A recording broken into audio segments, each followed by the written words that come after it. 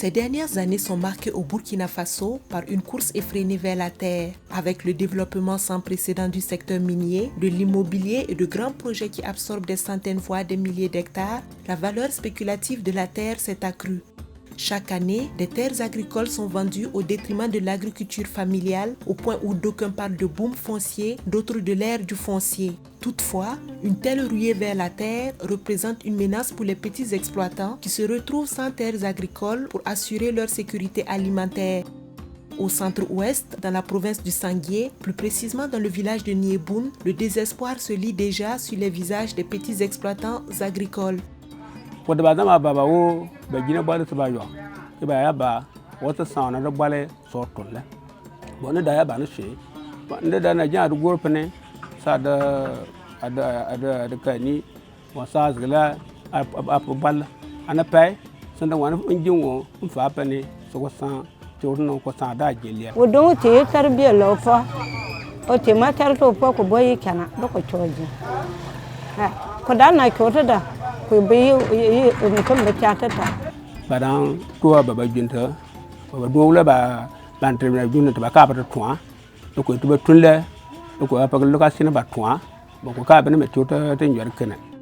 1984, la version initiale de la réorganisation agraire et foncière définissait toutes les terres du Burkina Faso comme relevant du domaine foncier national.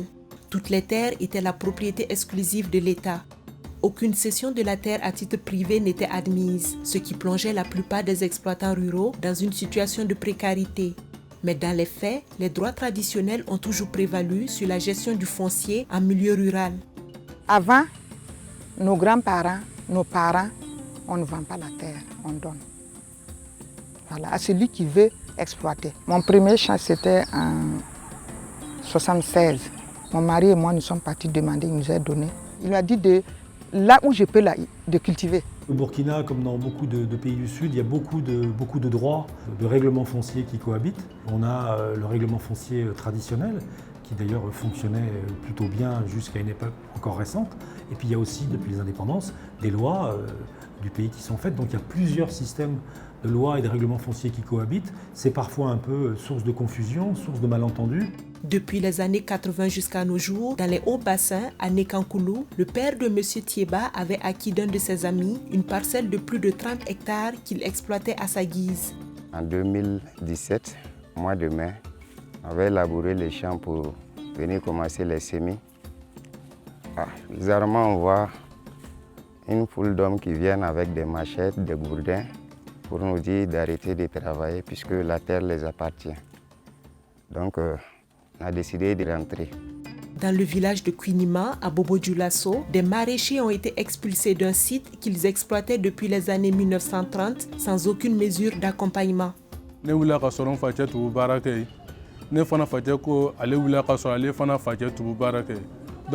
blanc comme chien. Donc, l'oncle femme mana fayana ko uluta yorolo. Bibi na na wilu ka nga wilu ka boy. Kana ni machine ka yoron chen. L'impact n'est pas seulement sur les jeunes maraîchers de Guerpi, c'est sur toute la couche sociale du village de Kwinima, que ce soit les jeunes, les femmes et même les enfants. Chacun gagnait sa vie sur ces sites-là. Parce que les producteurs produisaient, ils envoyaient les enfants à l'école. Et les femmes qui faisaient le commerce aussi participaient à la vie active des familles. Et si on déguerpit ces gens, ces femmes-là vont faire leur commerce là où? Et les enfants ne pourront pas aller à l'école. Il y a d'autres qui ont quitté même les villages pour aller dans les pays voisins. Donc, ça a vraiment désorganisé la vie des familles dans les villages de Kwinima. Aujourd'hui, la grande crainte, c'est d'avoir ce qu'on a vu dans d'autres pays, ce sont des paysans sans terre, des gens qui n'ont plus les moyens de cultiver. L'outil de travail de base de l'agriculteur, c'est la terre. Un agriculteur sans terre, il ne peut plus produire son alimentation et produire notre alimentation. Et aujourd'hui, la plupart encore, majoritairement, ce qu'on mange au Burkina et dans les pays de la sous-région vient d'une agriculture familiale plutôt traditionnelle. Depuis 2009, la loi 034 portant régime foncier rural promeut la sécurisation foncière des petits exploitants pauvres. Ainsi, la présente loi reconnaît à côté des droits de l'État ceux des collectivités locales ainsi que ceux des particuliers, notamment les populations rurales pauvres, à faire reconnaître leurs droits coutumiers à travers un processus local de certification foncière assorti d'une attestation de propriété foncière rurale délivrée par les services fonciers ruraux au niveau de chaque commune rurale. Seulement, la mise en œuvre effective de cette loi connaît des difficultés sur le terrain. Aujourd'hui, quand on regarde comment le foncier, la loi même est appliquée sur l'ensemble du territoire, les interprétations sont divergentes. Chacun interprète la loi en fonction de ses intérêts. Maintenant, une loi est unique et elle doit être mise en œuvre de façon concertée, de façon collégiale, de façon unanime. Aujourd'hui, la loi fait obligation aux requérants de se munir d'un PV de non-conciliation dressé par la CCRV. Il faut entendre par CCRV les commissions de conciliation foncière villageoises qui aujourd'hui ne sont pas mises en place sur toute l'étendue du territoire. Aujourd'hui, quand on prend l'ensemble du Burkina, il y a à peu près 3 000 à 4 000 attestations de possession foncière qui ont été délivrées uniquement 80% au profit des femmes. Or, quand on voit que le Burkina Faso est un pays sahélien enclavé dans l'Afrique de l'Ouest, dont l'activité principale repose sur l'agriculture, dont 80% exercent dans l'agriculture, c'est-à-dire qu'on n'a pas bougé. À l'échelle internationale, le droit d'accès à la terre est reconnu comme un droit économique qui permet aux femmes d'être possesseurs de titres fonciers au même titre que les hommes. Malgré l'adoption des politiques et lois visant à sécuriser les droits fonciers des citoyens, les femmes sont toujours défavorisées dans le processus d'accès à la terre.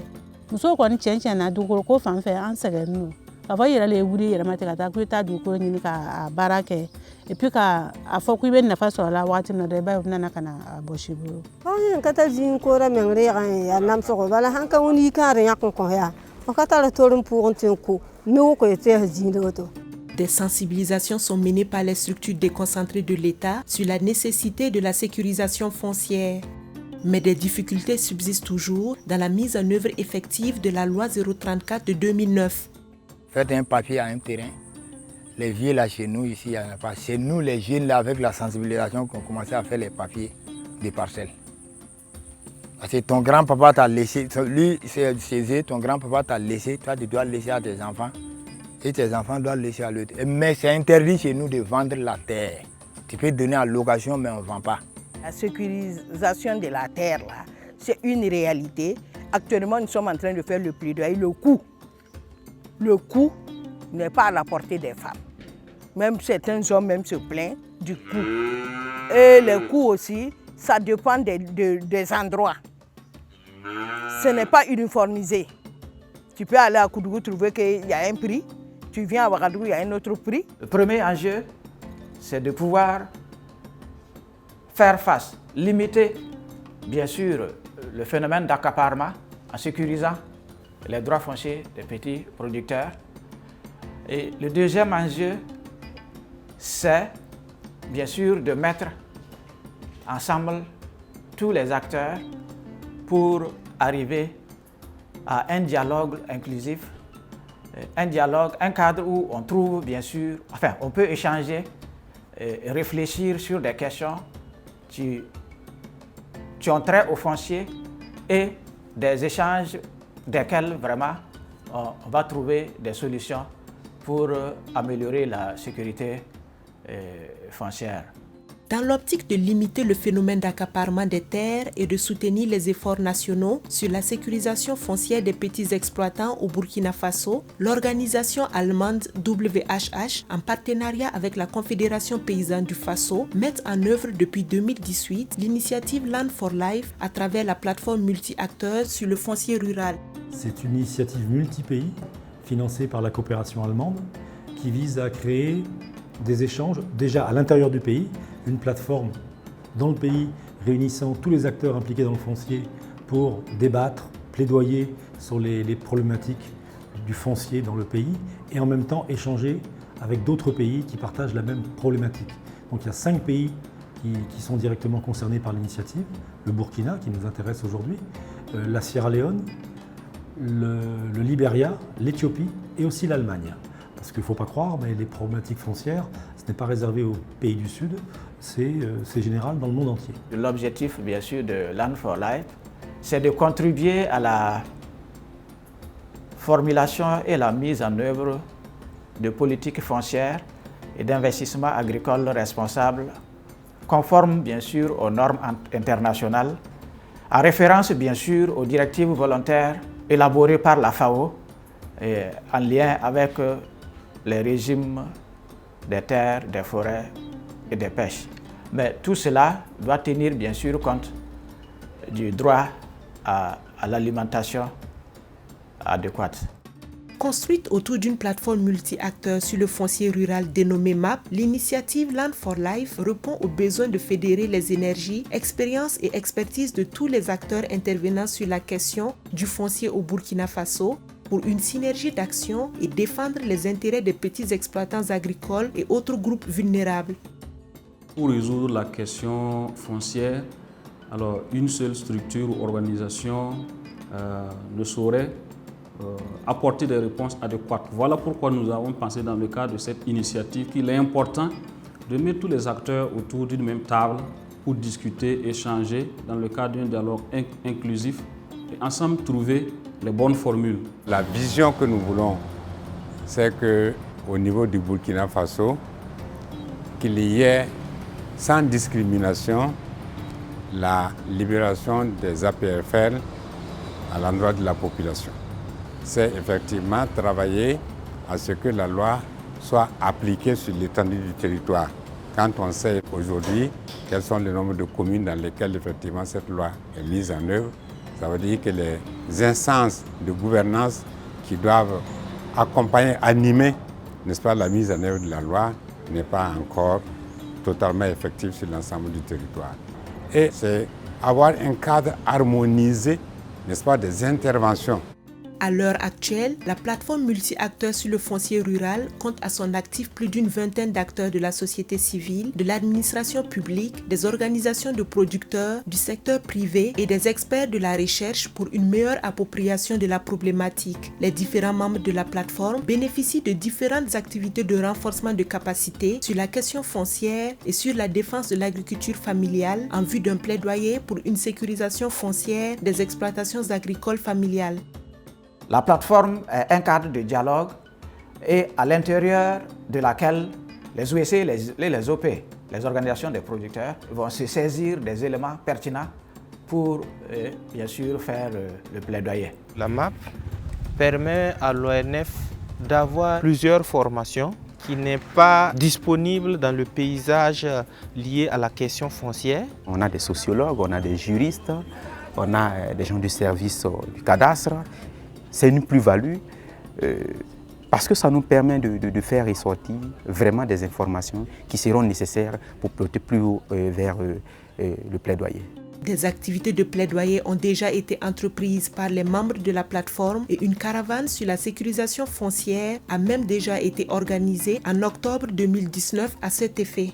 C'est actuellement la phase opérationnelle de ce plaidoyer. Nous allons essayer d'aller au contact des populations locales, au contact des acteurs locaux, pour essayer de recueillir le maximum d'informations par rapport à leur perception de la mise en œuvre de la réforme foncière. Au regard des enjeux de développement économique, social et culturel auxquels sont liées les questions foncières et avec une population estimée à plus de 20 millions d'habitants, l'augmentation de la production et l'accroissement de la productivité s'imposent comme des objectifs essentiels du développement rural et de lutte contre la pauvreté. L'émergence de véritables consensus nationaux en faveur de la sécurisation foncière favoriserait une meilleure gouvernance de la gestion foncière et une meilleure application des lois et des textes juridiques relatifs au foncier au Burkina Faso. Depuis 2018, là, CPF, Aleni, WHH, obi baara kɛla ni projet dɔ ye min ye MAP ye ka se ka an dɛmɛ foncier ta baara la jango kunkɔrɔta bi sɔrɔ a la donc an min ye acteurs ye nin fo an ye baba k'an bolo don ɲɔgɔn bolo ka CPF dɛmɛ jango ko nin ye se ka kɛ kunkɔrɔta ye an bɛɛ bolo an bɛɛ ye nafa sɔrɔ a la lon nataw la an n'u yɛrɛ n'an y'a denmisɛnninw lon nataw la. Dugumakolo kɔni o le y'an ka fɛn bɛɛ ye an ka diɲɛ latigɛ bɛɛ bɛ dugumakolo la.